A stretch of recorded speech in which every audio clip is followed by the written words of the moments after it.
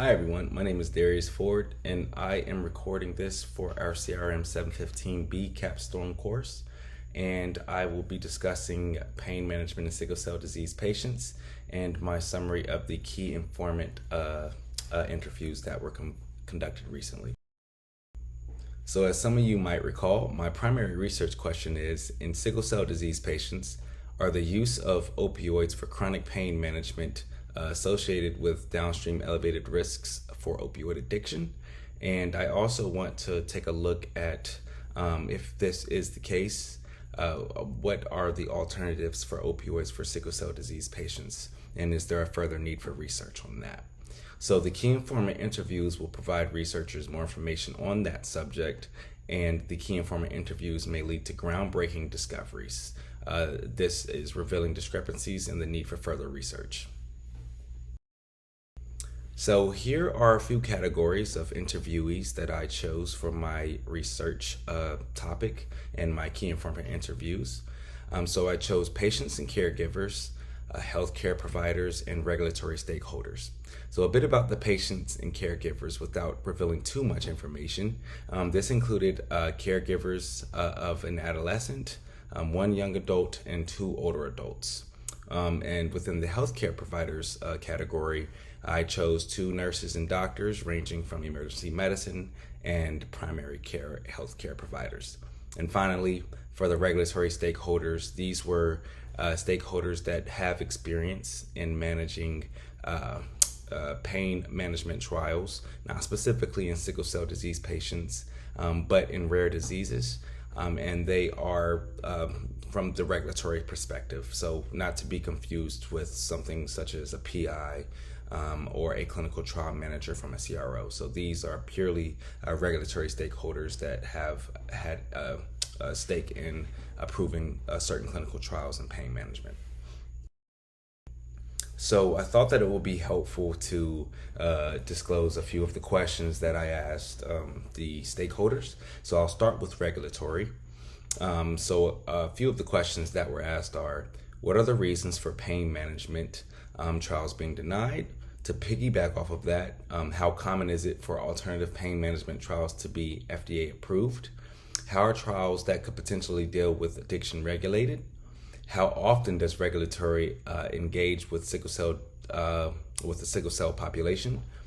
Does opioid addiction play a part in the approval or denial of such trials? And finally, how is PI recruitment handled for pain management trials? For the healthcare provider, or CRC, do sickle cell disease patients request specific medications when they come into the ER? How often do you see sickle cell disease patients come to the ER for pain-related issues? What was your experience when managing a pain trial, if they did have that experience? How often are you approached to be a site for a sickle cell disease trial, which I think is an important question, specifically targeting pain management, that is. Are patients screened for potential opioid addiction? And what other methods are suggested as alternatives? I also included here, if approached, would these sites be willing to participate in a clinical trial for pain management in sickle cell disease patients? And so for the patient and caregiver, which I think is probably the most important key stakeholder, a couple of the questions that I want to kind of focus on here from this group is, do you think your current treatment plan works? How would you respond to the idea of a new treatment plan? Would you be willing to participate in a clinical trial for sickle cell disease for alternative pain management? And are you aware of any downstream effects due to you or your child's current opioid treatment plan? Again, the caregivers are caregivers to an adolescent, so I think these questions are all relevant to all of the key stakeholders here. So here are a few common themes that were taken from the interviews. The first is the use of opioids are commonly prescribed. That is something that we would expect in this population, given the nature and circumstances of their pain crisis and the severity. There are no other medically approved alternatives to opioids for sickle cell disease patients. There's no current knowledge of effective alternatives to help support these pain crises. not medically approved at least, and they have to eliminate the pain.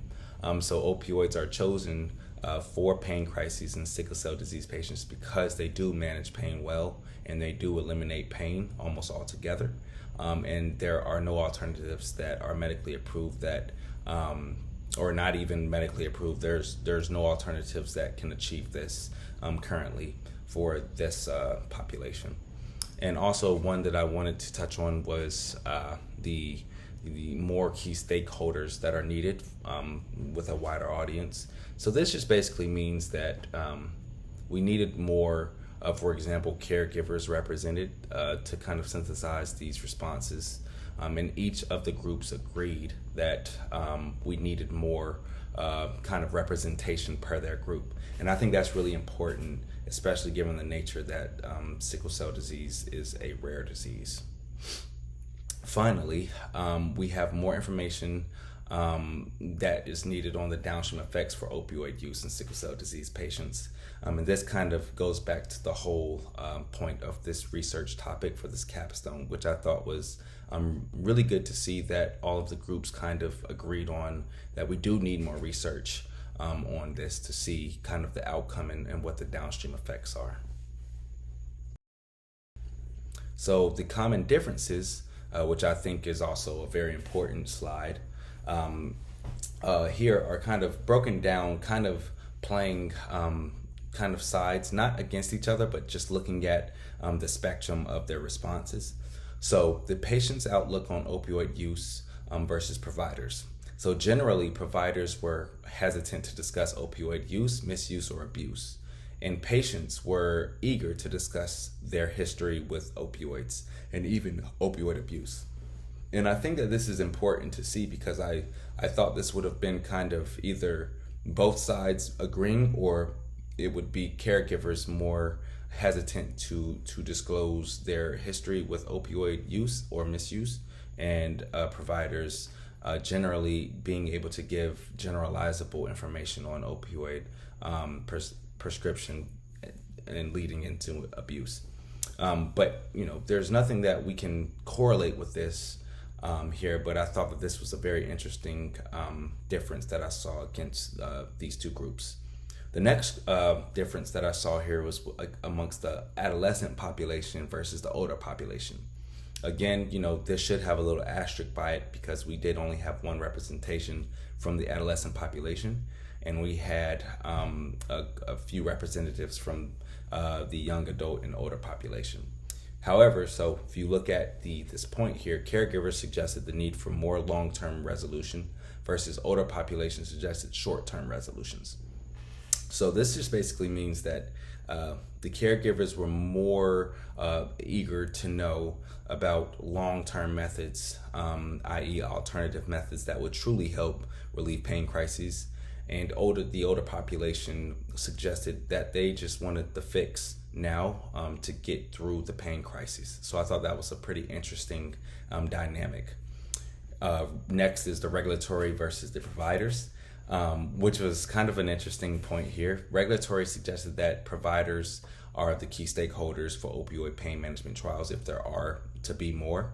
And providers suggested that regulatory holds the key to that. And I think it's kind of working in both. So if we go back to the slide looking at how is PI selection done for pain management, the regulatory stakeholder, we pretty much looked at it as, there's not enough PIs interested in these pain management trials. But then on the flip side, providers suggested that there are, regulatory bodies are not really keen on approving such trials in the first place. So they're not really approached with this type of trial, which I thought was also interesting. So finally here we have the key takeaways, which I do think is very important to kind of summarize for the full group, even for myself, to inform my final report in capstone. So here we have opioids are commonly prescribed with no current effective alternatives. I think it's important to note that the effectiveness or the efficacy of the pain management techniques that are used, which there is a lack thereof, obviously, from my findings. So we do need more information and more research on alternatives to opioids that are effective. All groups support the need for more research on opioid addiction. So, we did have a kind of a common difference between the two groups, which is, the way that providers looked at addiction versus how patients looked at addiction. However, both groups agreed that we do need to pay a little bit more attention on the downstream effects. So we need more awareness for the full research community. This was a common theme. This leads more to the awareness or the knowledge of more alternatives. And it was kind of a full cycle that I saw here. All of the groups kind of alluded to, if we do provide more knowledge, or we do inform the research community more on this issue of pain management and needing alternatives for opioids, this may lead to further research for pain management, not only for sickle cell disease patients, but for other populations that have to deal with similar pain crises. And finally, the final objective is to find safer alternatives to opioid therapy in sickle cell disease patients. So you might see this bullet point similar to my final bullet point in my targeted literature review, but I think it's important to drive this point home to inform everyone of the purpose of the capstone, right? So it's to look at the downstream effects of opioid use or abuse in sickle cell disease patients, but this should inform the need for alternative methods for opioids in sickle cell disease patients. And finally, this slide here is to discuss a final report for the comparison of existing strategies versus needed strategies based on the key stakeholder responses, and this will inform benefits and risks of further research. So thank you all for watching my presentation. I hope that you enjoyed it, and I look forward to watching all of your presentations and maybe even seeing some of you guys' research published one day. So thank you.